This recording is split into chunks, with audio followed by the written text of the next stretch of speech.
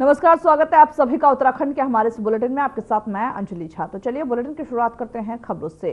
23 मार्च को सीएम धामी सरकार कार्यकाल के 3 साल पूरे हो जाएंगे। वहीं सीएम धामी ने अपने कार्यकाल में प्रदेश के विकास के लिए कई ऐतिहासिक फैसले किए, जिससे राज्य की बुनियादी सुविधाओं में सुधार होने के साथ सामाजिक और सांस्कृतिक धरोहर का भी संरक्षण हुआ। धामी सरकार कार्यकाल के 3 साल पूरे होने को लेकर के सीएम धामी ने आज प्रेस कॉन्फ्रेंस को संबोधित किया। इस दौरान उन्होंने सरकार की उपलब्धियों पर चर्चा की। क्या कुछ कहा, चलिए आपको सुनवाते हैं।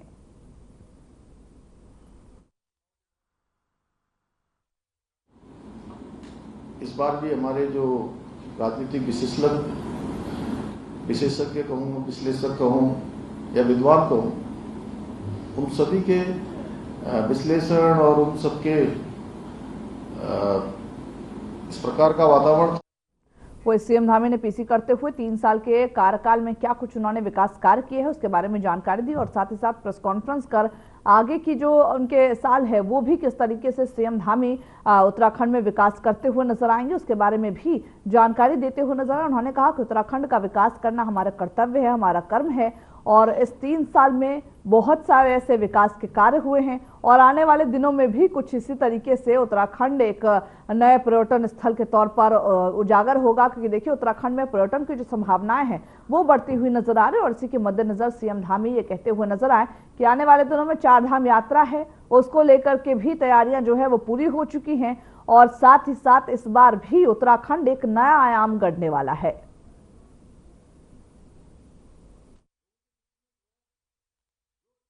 कार्यकाल के 3 साल पूरे हो चुके हैं। सीएम धामी ने प्रेस कॉन्फ्रेंस कर इसकी जानकारी दी और साथ ही साथ यह भी कहा कि तमाम जो कार्यक्रम आज के इस क्योंकि 3 साल पूरे होंगे उसी के मद्देनजर कई ऐसे कार्यक्रम हैं जो आयोजित किए जाएंगे और उसमें सरकार की उपलब्धियां गिनाई जाएंगी और इन 3 सालों में उत्तराखंड की धामी सरकार को किसी भी अगर बात करें किसी भी रूल्स रेगुलेशंस को लागू करने के लिए, किसी भी परियोजना को लागू करने के लिए क्या कुछ परेशानी हुई उसको लेकर के भी इस कार्यक्रम में चर्चा होगी और साथ ही साथ तमाम ऐसी रणनीतियां उन्होंने बताई है जो आगे जाकर के वो किस तरीके से उत्तराखंड का विकास करे उसको लेकर के बनाते हुए नजर आएंगे। और साथ ही साथ यह भी कहा कि जब धामी सरकार जब पिछली बार अगर बात करें जब चुनाव हुआ था सीएम धामी खुद अपनी सीट से हार गए थे, लेकिन इसके बावजूद उन्होंने फिर से उनका उपचुनाव कराया गया और उसके बाद वो जीत गए और उसके बाद से कहीं ना कहीं सीएम धामी पर जो बीजेपी ने भरोसा जताया उसके बारे में भी कहते हुए नजर आए कि सीएम धामी युवा मुख्यमंत्री के तौर पर जाने जाते हैं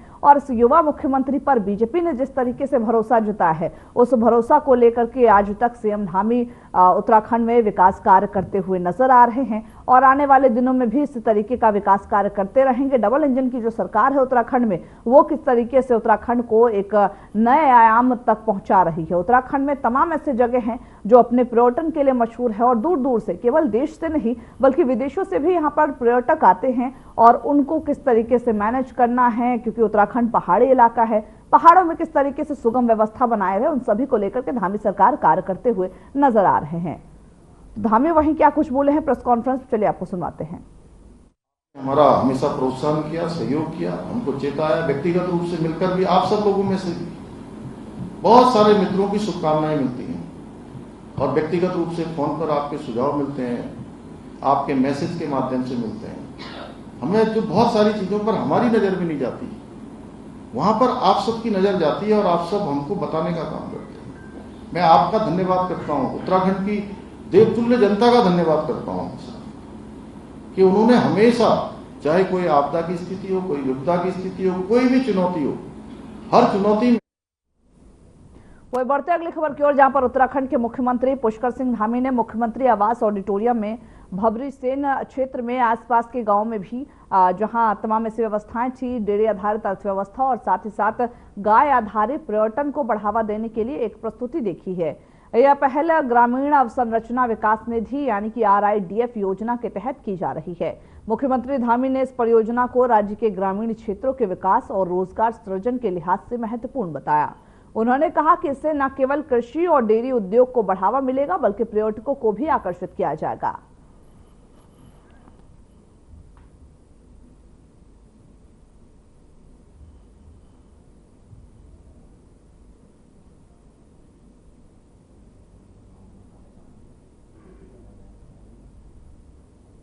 तो जहाँ डेयरी अर्थव्यवस्था को किस तरीके से आगे बढ़ाया जाए उसको लेकर के एक नई योजना लाते हुए नजर आए हैं। वही सीएम धामी ने RIDF योजना की प्रस्तुति देखी है। डेयरी आधारित अर्थव्यवस्था पर ये प्रस्तुति प्रस्तुत है। तो वही साथ ही साथ रोजगार पैदा करने के लिए और साथ ही साथ यह भी कहा कि पर्यटकों को लुभाने के लिए, पर्यटकों को आकर्षित करने के लिए भी एक बेहतरीन योजना है ये।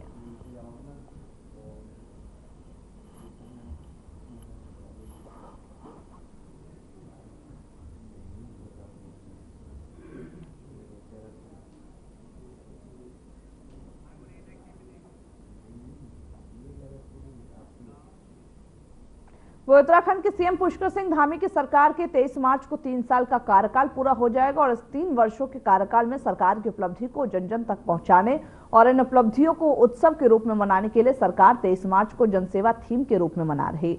वही थराली विधानसभा में जनसेवा थीम के रूप में इस कार्यक्रम को कुलसारी में आयोजित किया जाएगा। इसकी तैयारी को लेकर के थराली से भाजपा विधायक भूपाल राम टमटा ने विकास खंड सभागार थराली में विभागीय अधिकारियों के साथ एक बैठक की है।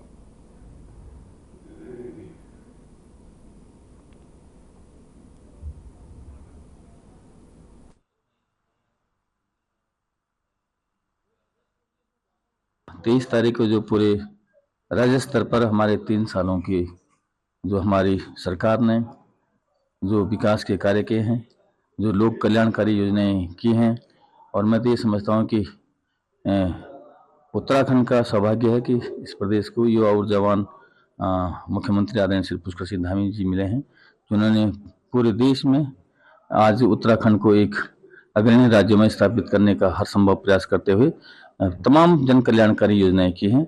और मैं ये समझता हूँ कि ये जो कार्यक्रम किया है, निश्चित रूप से इस कार्यक्रम के माध्यम से प्रत्येक विधानसभा में जो हमारे लोक कल्याणकारी कार्यक्रमों के माध्यम से जो लाभार्थी हुए हैं, जिस प्रकार के हमारी सरकार ने कार्य किए हैं, उन कार्यों का आम जन तक व्यापक रूप से प्रचार प्रसारित होगा। राज्य सरकार के 3 वर्ष पूर्ण हो रहे हैं 23 मार्च को। उसमें जन सेवा थीम पर हर विधानसभा स्तर पर पूरे उत्तराखंड पे एक कार्यक्रम आयोजित किया जाना है, जिसमें राज्य सरकार और केंद्र सरकार के इन 3 वर्षों में किए गए महत्वपूर्ण निर्णय और कार्य और योजनाओं का विवरण प्रस्तुत किया जाना है। और इसके अलावा इसमें बहुउद्देशीय शिविर, चिकित्सा शिविर और विभिन्न विभागों के जो स्टॉल्स इत्यादि भी लगाए जाएंगे, ताकि आम जनता की शिकायतों का भी निराकरण हो सके। और उसके अलावा यहाँ पर जो विभिन्न विकास खंडों के स्तर पर भी एक आयोजन इसमें किया जाना है। तो इसमें नारायणगढ़ और थराली का केंद्र बिंदु कुलसारी पर ये विधानसभा थराली के साथ होना है। आज के समय में महिलाएं किसी भी क्षेत्र में पुरुषों से पीछे नहीं हैं और अब उत्तराखंड के परिवहन क्षेत्र में भी महिलाएं अपनी अहम भूमिका निभा रही। अंतर्राष्ट्रीय महिला दिवस के अवसर पर प्रदेश की महिला सशक्तिकरण और बाल विकास मंत्री रेखा आर्या के नेतृत्व में देहरादून में महिला सारथी योजना का शुभारंभ किया गया। इस योजना के तहत महिलाएं अब ऑटो रिक्शा और 2 व्हीलर के जरिए महिला यात्रियों को उनके गंतव्यों तक सुरक्षित रूप से पहुंचाएंगी। वही यह योजना महिलाओं को रोजगार के अवसर भी प्रदान कर सकता है। वही साथ ही महिला सशक्तिकरण मंत्री रेखा आर्या ने यह भी कहा कि इस योजना से महिलाओं को न केवल रोजगार बल्कि उनके जो सुरक्षा का विषय है वो भी, वातावरण भी मजबूत होगा। पायलट प्रोजेक्ट के रूप में अपने देहरादून नगर निगम क्षेत्र की परिधि में ही इस योजना का अभी शुभारंभ किया गया है, जिसका नाम महिला सारथी योजना है। और महिला सारथी योजना में हमारी महिलाएं चाहे वो स्कूटी के माध्यम से हो, चाहे ऑटो के माध्यम से हो, चाहे वो 4 पहिए कार के माध्यम से हो, वो लगातार हमारी जो बालिकाएं होंगी, हमारी कॉलेज की लड़कियां होंगी अथवा हमारी महिलाएं होंगी, उनके निश्चित गंतव्य पर वो पहुंचाने का काम कर रही हैं। इससे एक सुरक्षा का वातावरण भी मजबूत होगा, इससे महिलाएं भी रोजगार प्राप्त करेंगी और इसमें जो पुरुषों का वर्चस्व परिवहन सेक्टर में है, वो वर्चस्व में भी महिलाएं अपनी भागीदारी निभा पा रही हैं। तो निश्चित रूप से अभी थोड़ी सी शुरुआत हुई है। ये शुरुआत का जो अच्छा फीडबैक आएगा, हम लोग इसका विस्तार आने वाले समय में अन्य जनपदों में भी करेंगे, लेकिन ये शुरुआती फेज में लोगों का बड़ा अच्छा इसमें फीडबैक अभी प्राप्त हो रहा है। निश्चित रूप से ये योजना भी अपने आप में एक महिलाओं की सुरक्षा के दृष्टिकोण से भी बहुत, मुझे लगता है कि अच्छी पहल साबित हो, जिसकी एक पायलट प्रोजेक्ट के वे उत्तराखंड के सीएम पुष्कर सिंह धामी आज विभिन्न अहम कार्यक्रमों में भाग लेंगे और राज्य की विकास योजनाओं की समीक्षा करेंगे। आवास सभागार में आयोजित पशुपालन, मत्स्य और दुग्ध विकास की समीक्षा बैठक में भाग लिया। वही साथ ही नैनीताल स्थित Jim Corbett Marriott resort and spa का शुभारंभ किया है। सरकार के 3 साल पूरा होने पर बहुउद्देशीय शिविर और चिकित्सा शिविर में शामिल हुए। इस अवसर पर विभिन्न सामाजिक कल्याण योजनाओं की समीक्षा की गई और नागरिकों को स्वास्थ्य सेवाएं प्रदान की गई। इसके बाद अल्मोड़ा के करबला स्थित स्वामी विवेकानंद द्वार का उद्घाटन भी किया गया। यह द्वार स्वामी विवेकानंद के विचारों और योगदानों को सम्मानित करता है। दिन के समापन में सीएम देहरादून स्थित कार्यालय में विभिन्न योजनाओं की समीक्षा करेंगे।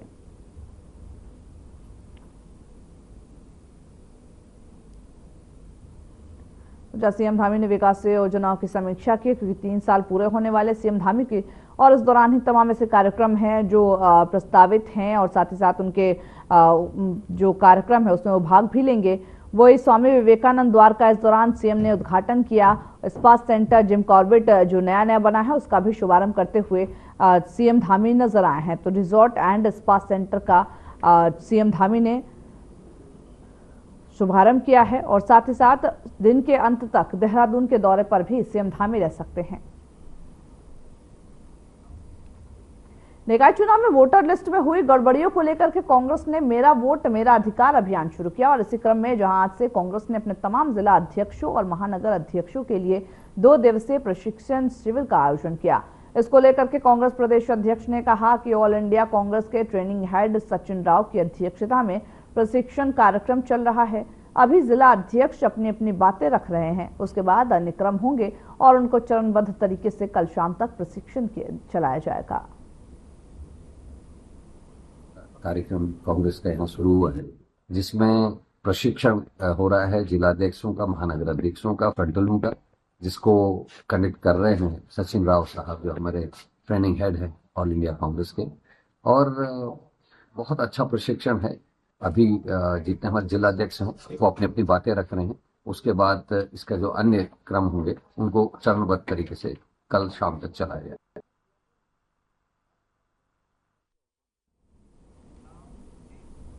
वह उत्तराखंड के जनजातीय क्षेत्र जौनासार बावर में बाहरी लोगों द्वारा हो रहे अवैध कब्जों के खिलाफ हिंदू रक्षा सेना और रुद्र सेना देवभूमि ने कड़ा रुख अपनाया है।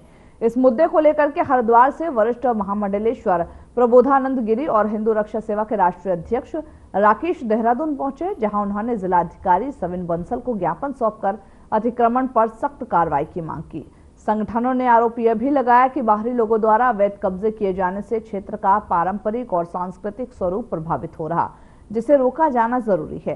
प्रशासन ने मामले को गंभीरता से लेते हुए एक उच्च स्तरीय जांच समिति गठित की है, जिसमें जिला अधिकारी, त्यूनी तहसीलदार और जिला शासकीय अधिवक्ता राजस्व देहरादून को शामिल किया गया।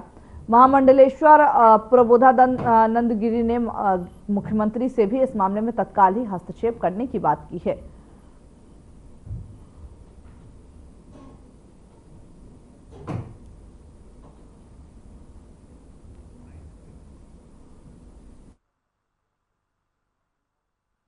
उनको धन्यवाद दिया कि कमेटी गठित की।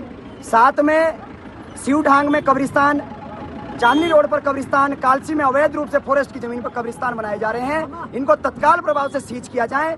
और जो हमारे जमीन पर कब्जा की गई है, एक 700 से अधिक बीघा जमीन जो 1983 में नाम लगी, उस पर भी जांच कमेटी बिठा दी है और महाराज जी के प्रयास से आज मजिस्ट्रेट जांच के आदेश भी दिए गए हैं। मैं समस्त रुद्रसेना देवभूमि उत्तराखंड हिमाचल के कार्यकर्ता और संरक्षक जो रुद्रसेना के स्वामी प्रबोधानंद गिरी जी महाराज हैं, सबको धन्यवाद देता हूं कि आप सबके प्रयासों से आज बहुत बड़ा काम हुआ है। 1 साल के अंदर जितने भी हमारे क्षेत्र में जिहादी आए थे, ये सब के सब आपको जौनसार बावर से बाहर नजर आएंगे। जब इनके पैरों के नीचे से जमीन खिसक जाएगी तो ये किस हक से क्षेत्र में रहेंगे। वहीं दुनिया भर की ये योजनाओं का लाभ ले रहे हैं, प्रधानमंत्री आवास बना रहे हैं, न जाने कौन कौन सी योजनाओं का लाभ ले रहे हैं। जिस तरीके से भारत में रोहिंग्या मुसलमान घुस चुके हैं, बांग्लादेशी घुस चुके हैं, वैसे ही जौनसार बावर के अंदर भी ये घुसपैठिए घुस गए हैं। जिलाधिकारी के साथ हिंदू रक्षा सेना और रुद्र सेना के सामूहिक प्रयास से बड़ी अच्छी वार्ता संपन्न हुई। हमने जिलाधिकारी को कहा कि यहाँ पर जो 700 बीघा लगभग 700 बीघा जमीन देवभूमि की अवैध रूप से बाहर के लोगों ने कब्जा करके नाम चढ़ाई हुई है, उस पर एक एडीएम या एसडीएम इस तरह का मजिस्ट्रेट बैठे तो स्वीकार किया है।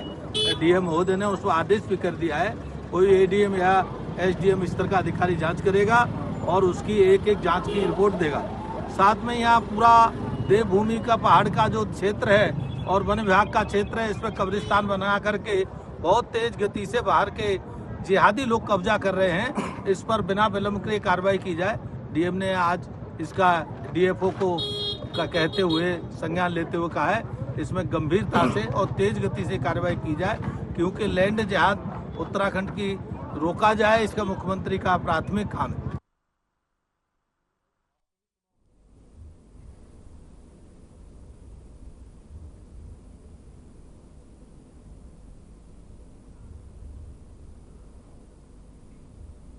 वो उत्तराखंड के हरिद्वार में पुलिस प्रशासन ने एक बड़ा फेरबदल किया है। एसएसपी प्रमेंद्र डोभाल ने जिले में कानून व्यवस्था को और मजबूत करने के लिए देर रात 36 दरोगाओं के कार्यक्षेत्र में बदलाव का आदेश जारी किया।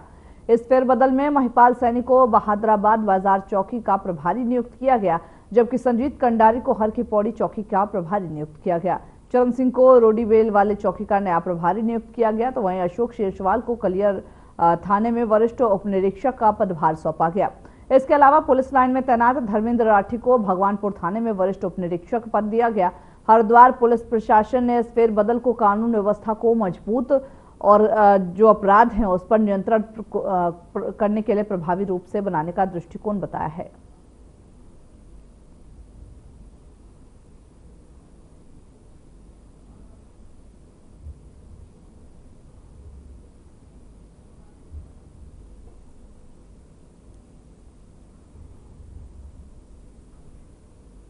वो उत्तराखंड के हरिद्वार जिले में अवैध मदरसों के खिलाफ प्रशासन ने एक और बड़ी कार्रवाई की है, जहां पर लालढांग और गोंडीखाता गुर्जर बस्ती में जिला प्रशासन ने ताबड़तोड़ कार्रवाई करते हुए 4 अवैध मदरसों को सील कर दिया। लालढांग क्षेत्र में मदरसा फजूल इस्लाम को दस्तावेजों के अधूरे होने के कारण बंद किया गया, तो वही गोंडीखाता में मदरसा अरबिया गुलशन शाह सकलेन के नियमों का उल्लंघन करने और मस्जिद और मदरसे को एक ही परिसर में चलाने के लिए सील किया गया। मुख्यमंत्री पुष्कर सिंह धामी के निर्देश पर राज्य भर में अवैध मदरसों के खिलाफ यह कार्रवाई जारी है। वहीं प्रशासन ने यह भी स्पष्ट किया कि कोई भी मदरसे जो मान्यता प्राप्त नहीं है या नियमों का उल्लंघन कर रहे हैं वो बख्शा नहीं जाएगा।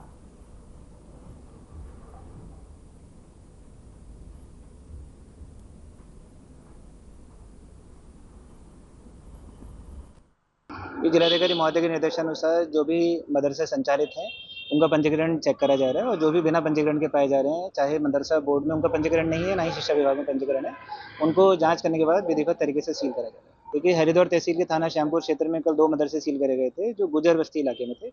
आज 4 सील करे गए, जिसमें से 1 लालढांग में है और 3 गुजर बस्ती में है। देखिए, इस संबंध में लगातार जांच करी जा रही है और जहां जहां जांच में आया जा रहा है कि इनके पंजीकरण नहीं है या फिर विधिवत तरीके से जो हमारे कानून नहीं चल रहे हैं, तो उनको चेक करने के बाद उपरांत सील करा जा रहा है।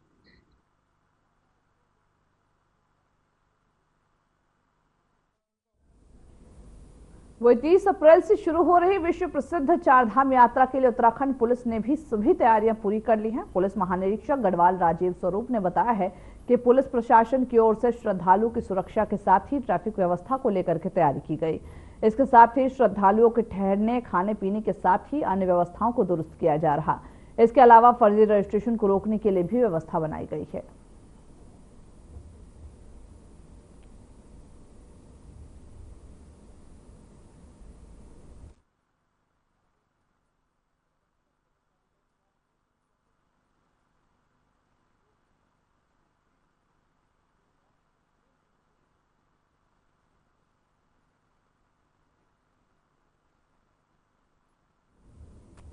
जहां ट्रैफिक व्यवस्था को लेकर के तैयारियां पूरी कर ली गई हैं। 30 अप्रैल से क्योंकि चारधाम यात्रा शुरू होने वाला और उससे पहले फर्जी रजिस्ट्रेशन का भी मामला बहुत सामने आता है। इसी को रोकने के लिए तमाम ऐसी व्यवस्थाएं हैं जो पूरी कर ली गई है, चाहे वो हेलीपैड सेवाओं की व्यवस्था हो, चाहे वो ट्रैफिक व्यवस्था की बात करें। क्योंकि देखिए, पहाड़ों में देखा जाता है अक्सर, क्योंकि पहाड़ों में सकड़ी रोड होने की वजह से वहां पर ट्रैफिक की व्यवस्था कम नहीं हो पाती है और इससे लोगों को घंटों ट्रैफिक में फंसना पड़ता है। और इसी के मद्देनजर ट्रैफिक व्यवस्था पुख्ता कर ली गई है और सुरक्षा व्यवस्था के मद्देनजर भी तमाम ऐसे कार्रवाई है जो किए गए हैं, ताकि चारधाम यात्रा के लिए जो भी लोग आएंगे, जो श्रद्धालु आएंगे, वो शांतिपूर्वक तरीके से चारधाम यात्रा कर सके और एक अच्छी कह सकते इमेज लेकर के अपने दिल और दिमाग में जाए उत्तराखंड की, और इसी के मद्देनजर उत्तराखंड सरकार लगातार काम करते हुए नजर आ रहा।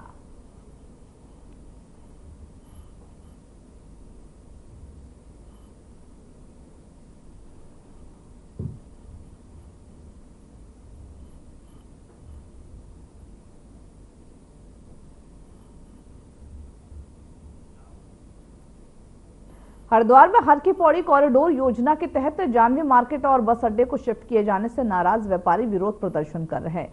यहां पर अपर रोड पर सरकार से नाराज व्यापारियों ने विरोध प्रदर्शन करते हुए नारेबाजी की और जाह्नवी मार्केट बस अड्डे को शिफ्ट न किए जाने की मांग की है। व्यापारियों का यह कहना है कि बस अड्डे को शहर से बाहर शिफ्ट कर दिया जाएगा तो वहां पर जो व्यापार है वो ठप हो जाएगा।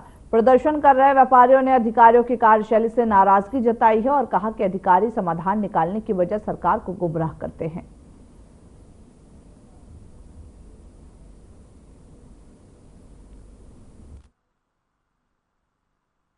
हमारा रोड पूरा चौपट हो जाएगा, मोती बाजार सब चौपट हो जाएगा।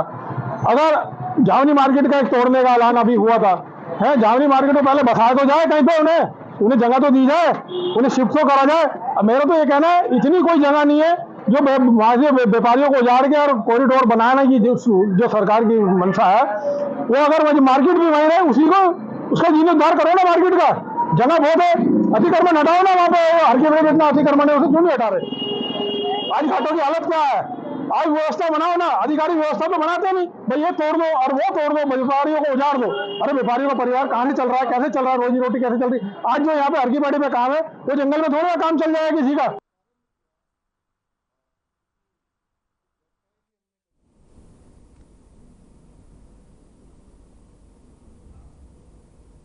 उत्तरकाशी जनपद के धार्मिक और पर्यटन क्षेत्र हर्षिल में जिला प्रशासन ने अंग्रेजी शराब की दुकान खोलने की स्वीकृति आबकारी विभाग को दी है।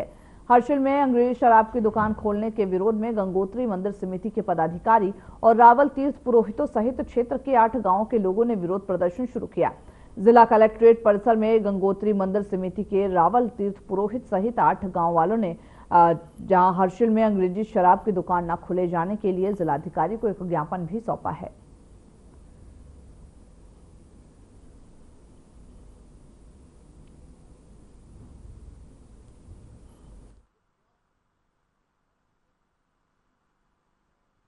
बड़ा दुर्भाग्य की बात है कि गंगोत्री जैसे क्षेत्र में जहां हर्षिल और मुखवा हमारे भी माँ गंगा का मायका है और हर्षिल लक्ष्मीनारायण की तपोभूमि है हरिप्रयाग, तो सरकार ने जो ये निर्णय लिया है ये बहुत गलत निर्णय लिया है। हम तमाम क्षेत्र के जनप्रतिनिधि वहाँ के लोग इसका पुरजोर विरोध करते हैं और सरकार को कहते हैं कि आगामी कभी भी इस प्रकार की कुछ ऐसी औचित्य वो न करेगी ताकि जो है वहाँ पे जो है माहौल ख़राब हो, क्योंकि पर्यटन जब वहाँ आता है तो एक वो आस्था के रूप में भी आता है माँ गंगा के दरबार में। तो यही सरकार को हम यही कहना चाह रहे हैं कि आप वहाँ का जो माहौल है वो बिगाड़े नहीं, ये धर्मनगरी है और हम पूरे क्षेत्र के लोग उसका पुरजोर विरोध करते हैं, किसी शराब की दुकान न खोले। जैसे कि हमने अखबार की कटिंग पे देखा है कि हर्षिल में वाइन शॉप खोला जा रहा है, तो हम इसका घोर विरोध करते हैं क्योंकि वहाँ देवभूमि भी है और वहाँ टूरिस्ट आते हैं तो उनके हमारा मैसेज किया जाएगा। यहाँ देवभूमि ने यहाँ तो हुड़दंग मचाने के लिए लोग आएंगे और हमारी फ्यूचर में जो हमारी पीढ़ी है वो सारी बर्बाद हो जाएगी। हम इसका घोर विरोध करते हैं और जिस हद तक हम अगर शासन प्रशासन हमारी बात को टालता है तो हम हर कंडीशन तक जाने को तैयार है। हम रोड पे बैठने को तैयार है, हड़ताल करने को तैयार है और जिस दिन कपाट खुलेंगे उस दिन भी हम विरोध करेंगे और जाम कर देंगे। उस दिन हम पूरा अपना हमारा जो इलाका है 8 गांव हम पूर्ण रूप से विरोध करते हैं। में उसको खोल दें है ना, हर्षिल के नाम से कहीं पर भी पूरे उत्तरकाशी से लेकर के गंगोत्री के बीच में हम बिल्कुल उसको मान्य नहीं करेंगे। बिल्कुल इसको जो है तत्काल इसको निरस्त किया जाना चाहिए। माननीय विधायक जी ने भी निरस्त करने की घोषणा जो माननीय डीएम साहब को बता दिया गया है और हमारे युवा पीढ़ी विशेष करके अभी अगर हमारी ये आवाज़ अगर मोहन सिंह राणा जो सिक्की के हमारे बहुत बड़े सामाजिक कार्यकर्ता अगर वो ये आवाज़ नहीं उठाते तो हम लोग तो सोए हुए थे। आज हर्षिल में दारू खुल गई, कल भट्टी वहाँ गंगोत्री में खोलेंगे, कल गंगनानी में खोलेंगे, परसों भटवाड़ी में खोलेंगे। हम लोग सारे लोग इसका विरोध करते हैं और इसके लिए हमको चाहे भूख हड़ताल में बैठना पड़े। बहुत बड़ा दुर्भाग्य है कि मान्य 1 महीना भी अभी माननीय प्रधानमंत्री जी को शीतकालीन प्रवास यात्रा का शुभारंभ किया हुआ भी नहीं हुआ कि शासन प्रशासन के द्वारा हरसिल के सुंदर वादियों में और शांति प्रिय वादियों में दारू का अड्डा खोला जा रहा है, जो कि बहुत बड़ा निंदनीय विषय है। और मेरा निवेदन है शासन प्रशासन से कि आप इस कुकृत्य को हरसिल में करने की कोशिश न करें, अन्यथा हम लोग सड़कों पे विरोध करेंगे और इसका पुरजोर विरोध करेंगे, क्योंकि हरसिल नहीं है, वो हरिप्रयाग है। हरिप्रयाग के ऊपर अगर आप दारू का अड्डा खोलेंगे तो उससे जो है क्या मैसेज जाएगा दुनिया को। भारतीय जनता पार्टी को हम अपने धर्म का स्तंभ मानते हैं, लेकिन आपके माध्यम से यदि ऐसा कुकृत्य हरसिल में किया जाएगा तो वो बर्दाश्त लायक नहीं होगा।